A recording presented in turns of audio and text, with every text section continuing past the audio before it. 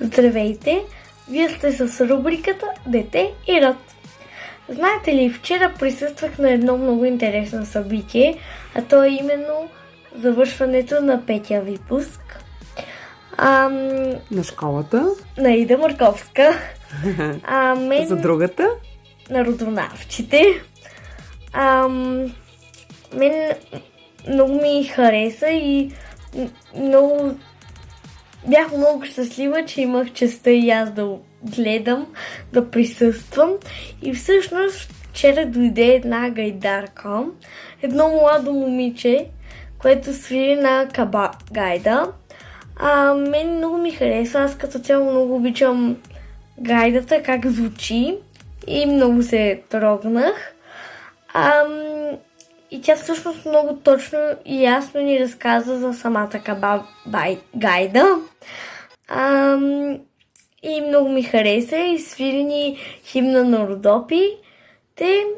И тя всъщност се казва Гайдарова и не знам дали се е замислила, че някакси името й го подсказва, че трябва да се насочи към гайдата.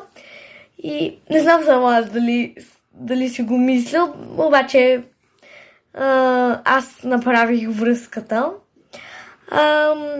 И мен много ми хареса как свири и много се очудих как толкова младо момиче свири на гайда и за първи път виждам гайдарка и много ми хареса. Чудесно, наистина гайдарката беше чудесна, а тя, нали разбра, че всъщност нейният дядо е свирил на гайда? Да, и нейният дядо е свирил на гайда и обаче той не е бил професионалист, тя е професионалист. И да, а вие всъщност сега се сещам, замислили ли сте, че родонавтите, то е от род и нафт и мен някак се ми идва думата космонавт и някакси аз се сещам как рода е цял космос и че родовата работа е много трудна всъщност. И аз много искам да започна да уча по това и се старая и питам мама, като ми стане интересно за нещо и всъщност знам, че нещата, които мама знае, са много малко и родонавтите като цяло, което е всичко за рода и за родонавтите. И така. Той си искаш да кажеш, че рода е като един огромен космос, за който никога не е достатъчно това, което знаем и винаги има какво да научим. Да. Това ли имаш предвид? Да. Много интересно разсъждение.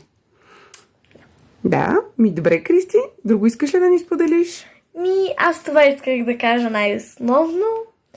Може би да пожелаем на добър час на новите родонавти от випуск 5. На добър час на новите родонавти.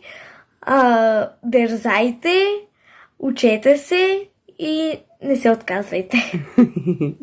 Да, добър час. Чао! Чао!